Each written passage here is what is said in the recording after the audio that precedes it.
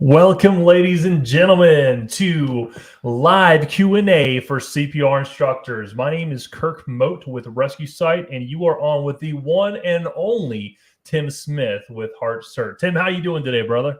Hey, I'm doing great, Kirk. I'm doing really good. How about yourself? Dude, I couldn't be better if I tried, man. I'm super excited to be here, and I love being a part of this CPR community, as I know you do, because there's so much potential for a CPR instructor to really blow up their business. And that's what this is all about, getting those questions answered for the CPR instructor of how to grow their business. So part of the perks, ladies and gentlemen, of being here live, joining us live, is that you get your questions answered live. So if you do have questions, use that chat feature below. And while you're looking at that, hit the share button, because I guarantee you someone in your network, CPR or otherwise, needs to hear what we're talking about today. So go ahead and hit that share button. If you have any questions, throw it in the chat. But until then, let's jump into some questions. So let's see here. Number one, Tim. Yeah, tough ones for me this week, Kirk? I don't know, man. We'll see if we can stump you, because I know you got the answers. You got the answers. Or I can find them. Right. You can, if you don't have the answers, you can always find them. I love that. So, Tim, we put out this form where people can actually submit questions. So if you've done that, thank you very much. We're going to be pulling some of those questions for you today. So if you hear your question, awesome. If you don't hear your question, put it in the chat.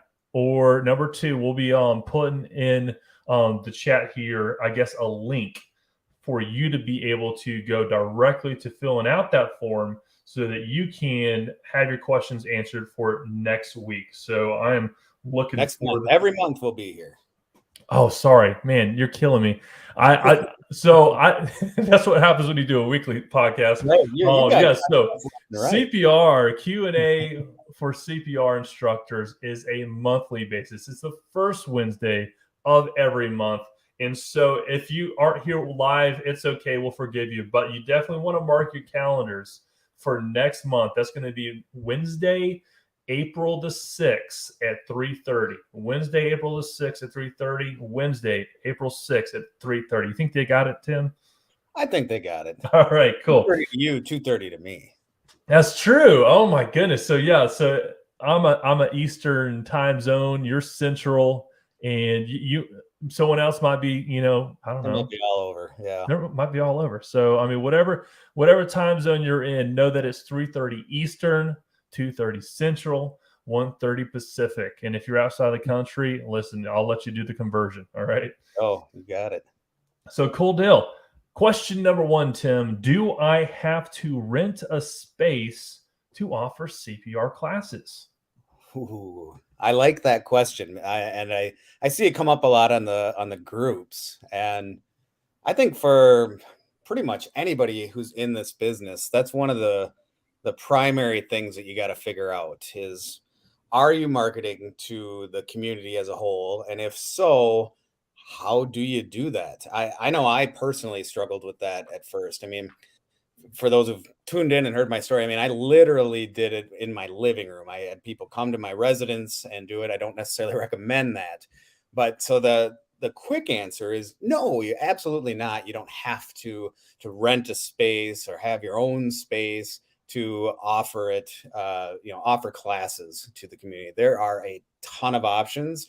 I've gone through many, many different ways of trying to offer classes. I mean, just at the top of my head, well, what I did for my company when we first kind of really got rolling was most of my classes, the ones that weren't in my living room, were on site for corporate clients. So you can definitely do that.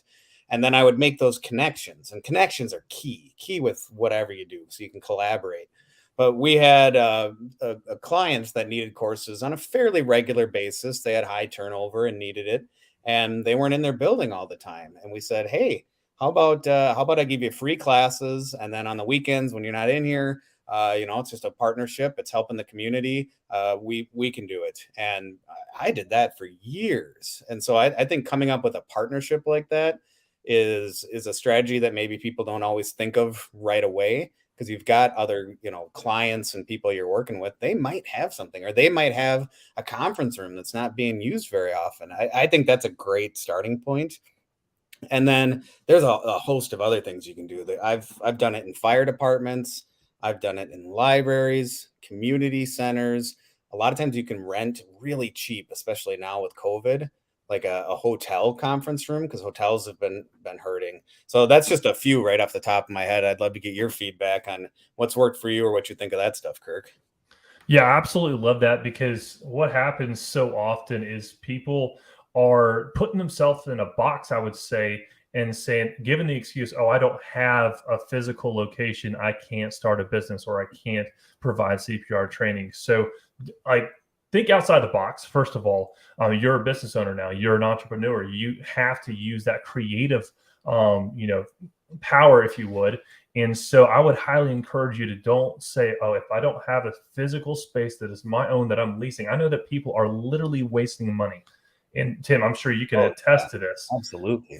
People, and here's something that I see a lot, is that you're a new entrepreneur, and you look at someone who's been in business for 5-10 years, and you look at all the things that they have: the perfect website, the perfect office, the perfect assistant, right? I mean, like all the things.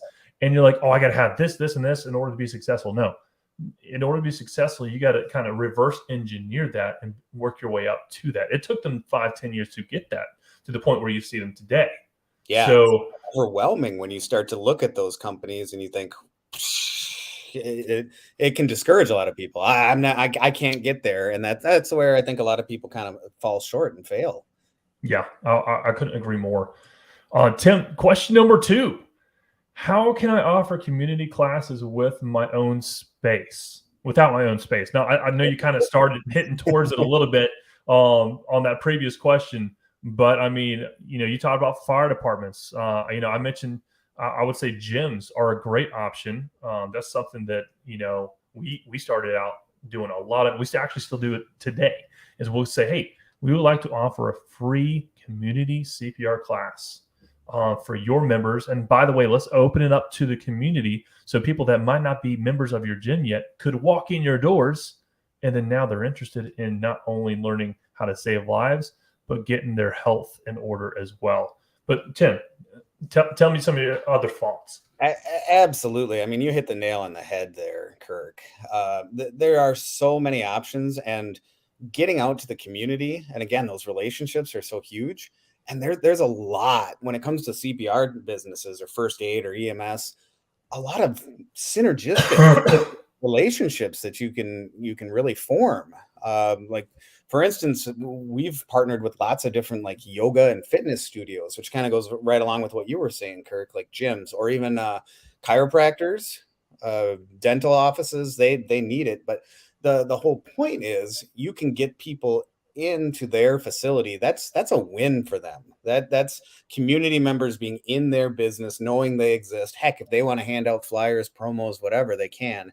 And then, especially starting off, if you offer a free community course, whether it's monthly or even quarterly, I mean, free, you'll get people to show up. And whether it's just an informational thing, or you're going to, eat card costs and that kind of stuff, but it's going to start those relationships. It's going to get that foundation. So like Kirk said, think outside the box. And by making those relationships, whether it's at a fire department or wherever, or at somebody else's office where it works together, yoga studios, fitness, things like that, that's perfect. I would definitely start there. And you mentioned something interesting. You said, hey, even if it's for free. Yes. People like, man, how can I grow a business if I'm doing it for free? Well, how can you grow? Think about it as marketing. Like, imagine dumping a ton of money into marketing and like whether it's Facebook ads or whatever, and then all of a sudden you have no return on investment, but you definitely have a return on investment if you are giving free CPR class to the community because you're actually making contacts with people in your community. Because when someone comes to my free class, they're signing a roster. That's the first name, last name, email, phone number. Okay. I'm now going to be able to follow up with them on, hey, where do you work? Like, does your office have a defibrillator? Oh my gosh, maybe come in and talk to your purchasing agent. And then all of a sudden they're like, dude, I would love to introduce you. I mean, it's all about relationships. Yeah. And now that you've taught them, you've actually been in front of them. You're kind of the subject matter expert to them, right? I mean, that's what you are. And there's already this trust established. You've already got it. So asking those questions is easy. You can even do it at the end of class. You can say, hey, this is our mission. We're trying to bring this to more people. Is there any place you work where you could connect me with? And a lot of time, I mean, you'd be really surprised at how people will give that information and are happy to help once they have met you, once they have heard you and understand that, hey, you're legit. We're all working towards the same goal. Whereas you do a cold call, a cold email, there's definitely place for that, but that's not as easy. This is almost a kind of your warm in.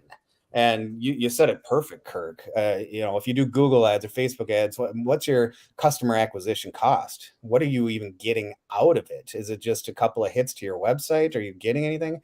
A free class, that is marketing. That is exactly what it is. And I mean, I would encourage everyone here to be the stream versus the rock. And what do I mean by that? As the consistent flow of your commitment to your profession. And so you do that by, let's say, partnering with that gym or that other business. And every single Saturday, every single whatever that day is of the week or once a month or whatever that looks like for you, you're there at a certain time and people can set their clocks and their calendars to it, right? Because they know that Tim Smith, Kirk Mote, whoever it is always going to be there at this time and they expect you to be there. And so when you have that consistency over time, people are going to come to recognize you as, oh, the CPR guy, the CPR gal. And next time that they're talking about it at their office, guess what? They're going to come to you. And that is an incredible way to be consistent in the marketplace. Whether it's, I mean, obviously you want to start out with your own, geographical location and then grow out from there. A lot of times people try to be like, oh, I'm national, right? Well, why don't we really focus on, because I guarantee you there's, you do a 5-mile radius, even a 3-mile radius in some cases. And there's people that you could talk to and actually close that are still not closed yet. So I would highly recommend, you mentioned cold calls, but imagine doing something like this at a gym every single Saturday.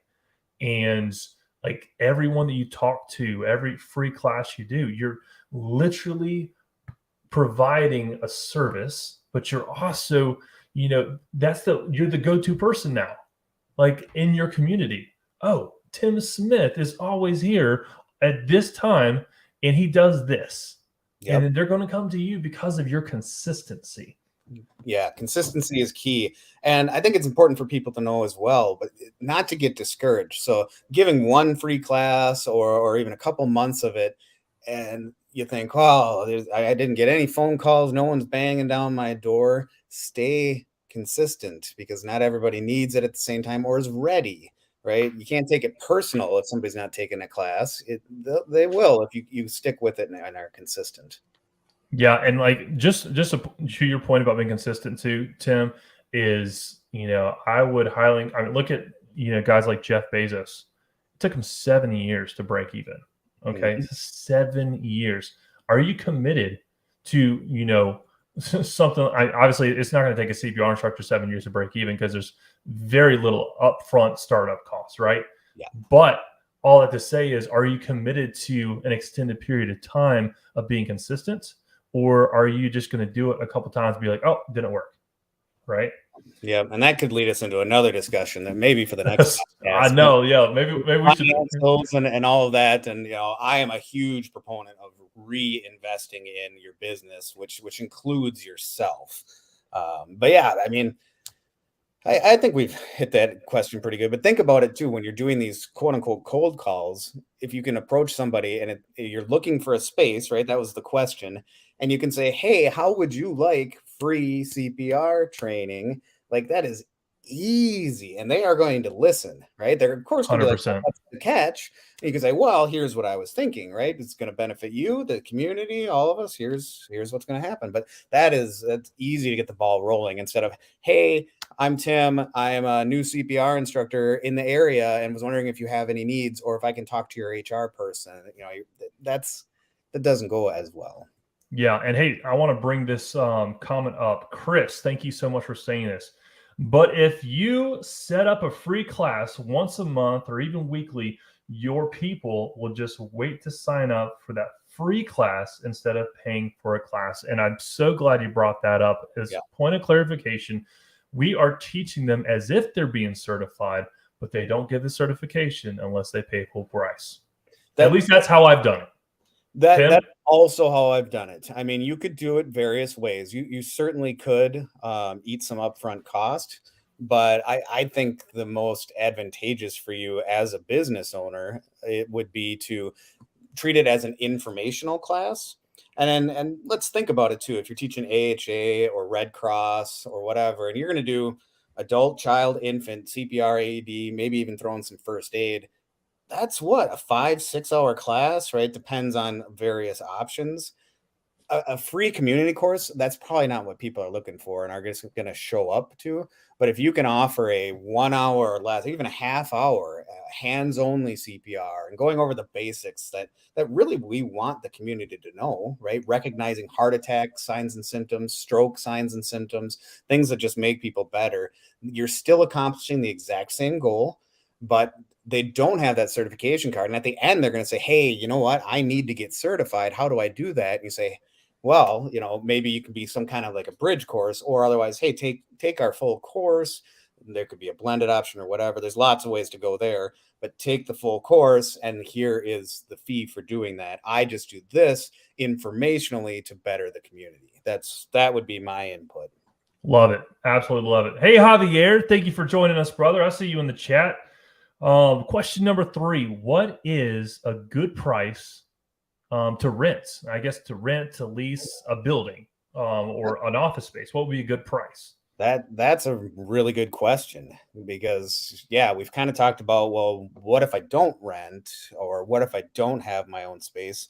I mean, the goal for most people, I think, would be that, hey, yeah, I've grown to the point where it makes sense to have my own space. And generally, you're going to rent to begin with. So the way I have always approached it is I'll first make the partnerships, then I'll rent just a room or a space like a conference room, and then renting an entire space. And so, what's a good price for that? That is a good question. It's going to vary, obviously, based on where you are. So different areas across the country. But I would say make sure you really nail down what it is you need.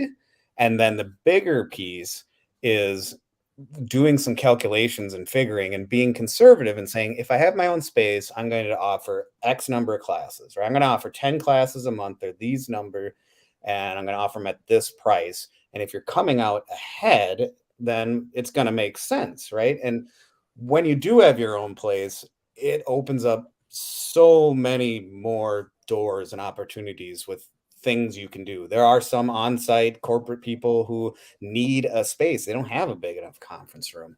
There's different services. There's different classes where maybe the equipment's a little bigger, heavier, or just not feasible to lug around, or now it's easier to get other instructors to work for you. So great question. And I kind of touched on some other things there, but the price, as long as you're coming out ahead and it's, within a fair market value, it's not crazy for your area. You do a little research. That's what I would look at. Look at your numbers.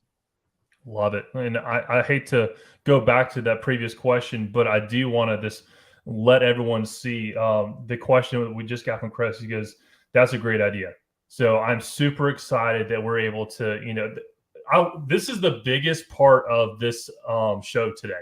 I just want you to know that when we see, light bulbs go off or ideas being shared, like Chris, we want to hold you accountable. We want to know, like, I hope you come next month. We want to hear from you how you've applied what your idea that you just came up with, through this conversation here today. We want to hear feedback. So I hope you can commit to coming April 6th, 3:30 Eastern time. And I would love to hear what your experience is in applying some of the ideas that we're talking about here today. The other thing I do want to mention, I just put in the chat the link for the form. So if you're not watching live and you're watching the replay, or maybe you are watching live and you have a question you want to put in for next week, because we are about out of time, I want to encourage you to go ahead and put that in there and put in your first name, last name. I think it asks for an email only if you want to, receive the recordings of this show. So go ahead and put that in there, your question, and we will put that towards your next week's or next month. Man, I did it again. I was gonna let that one slide, but yeah, we absolutely love feedback and questions and helping. So Chris, Javier, that's fantastic, because Kirk and myself, neither one of us claim to know it all, or Not I at don't all. like the term expert or subject matter expert. It's more of I've been there, done that, have hit the bumps in the road, and would like to help people maybe avoid a couple of those bumps because they are there. So, 100%. we got any other questions, or did you want me to talk about? We had talked a little bit off the air, some of the ideas that I utilize for the space now that I've got a space too. Yeah, dude, I would first of all go ahead and why don't we close out with that? I know we had a couple more questions. So let's hit those two questions quick. Yeah. And then I want to hear what we were talking about off the air, because I think that people like to hear about that. Yeah. Why don't I this is the question, by the way. Why don't I just do on-site classes only? So basically be a mobile business. Yeah, mobile CPR. That's how a lot of people start off in, and there's nothing wrong with that. But like you said at the beginning of the podcast, Kirk, when it comes to this business, there are so many different avenues that you can utilize to turn this into a real business, right? That you're monetizing and being able to get some of that freedom with. And if you're only doing it for corporate clients, you're losing out on the other side. So it's not a bad idea. I hear a lot of people say, well, you want to find your niche and stick with it. So I'm just on-site classes. But I mean, CPR is CPR, whether you're doing it for a company or for a group. And so, I mean, that's my experience and viewpoint. My company, it's about half and half. About half of our customers are public people who come to us through our website or other avenues, and the other half are corporate clients. So if you look at it that way, by opening it up, if you have the knowledge and you've got the resources and you're able to get people to sign up and see you, website, marketing, whatever, and there's free ways to do that stuff, you could very potentially double your business. And as you get more people, right, that goes back to what we first started talking about: more relationships, more contracts, more everything. You can add more services, upsells, AEDs. It's just an easy way. And again, you don't have to have your own space. You can use other people's spaces and community places to do it. So I always recommend to people, do what works for you, but my recommendation would be to offer to the community as well. Love that. So the last scheduled question, and then I want to go into something that we talked about previously, is how do I know when I'm ready? How do I know when I'm ready for my own space? Yeah, and that question can be posed a lot of different ways for all kinds of things throughout your business. Always goes on in my mind, and I especially remember when I was starting up. How do I know when I'm ready to get a tax guy? How do I know when I'm ready to pay somebody else to do my website or search engine optimization? How am I ready to get my own space? It depends on your risk tolerance, and it's got to work for you. But I would say almost always, in my experience, if you're thinking about it and you're nervous about it, you should do it. Right? It now is the time. Then it's again, if you go back and you run the numbers and you're thinking that you're going to be okay, this makes sense, then you should do it, because all of the opportunities that come when you make these leaps, when you get a new website or you get your own space or you do whatever, opens up more and more doors, more and more clients, more and more everything. You're going to keep growing, and that's what it takes. You can't let fear keep you from growing. I love that. And I want to add a little bit to that because I think so often, you talked a little bit about, feeling like a little scared to move forward or whatever. That's the pressure you're feeling. And I want to kind of make this correlation. Diamonds are made under pressure. That's deep, Kirk. Oh, I know that was pretty deep, but like, think about it. Like, diamonds are made under pressure. If you can think of your business as the diamond that hasn't been fully created yet, you need to add pressure to what you're doing currently, because I guarantee you can make a few more calls. You can go knock on a few more doors. You can send a few more emails, texts, whatever that looks like, than you're currently doing now. So I would highly encourage you to ask yourself, hey, how can I add more pressure to myself in committing to the profession I've chosen here? Yep. So if the numbers are there, I think you should do it. Yep. Yeah. Because when you have your space, that is going to be pressure. If there's no classes in there, you're going to think, what the heck am I doing? I'm renting a place and I'm not even using it. So that's going to force you essentially to think outside the box, to get more people, to get more classes, offer different types of classes. 100%. So Tim, let's wrap up with what we were talking about before we went on air, and that was some of the creative ways that you're going about, getting people certified. Yeah, I'll be brief since we've spent most of this podcast on locations. So we have our own location, and one of the ways we've been trying to add pressure, add services, all the things we've talked about is figuring out different ways to use the space. So when I first got it, that allowed us to keep equipment there. We could offer ACLS and PALs and everything else, super nice. But it's like, well, what else can we do? And what we're in the process of doing is we've got really smart mannequins that you can see on a screen that show you whether the ventilation's good, is the compressions, are they adequate, how about the timing, rate, all of those kind of metrics. And the person doing it can see it real time. But what's fun is when you have your own space, so what we're doing is when people register, they get a unique access code. They can let themselves in. They'll have already automatically got a blended learning link.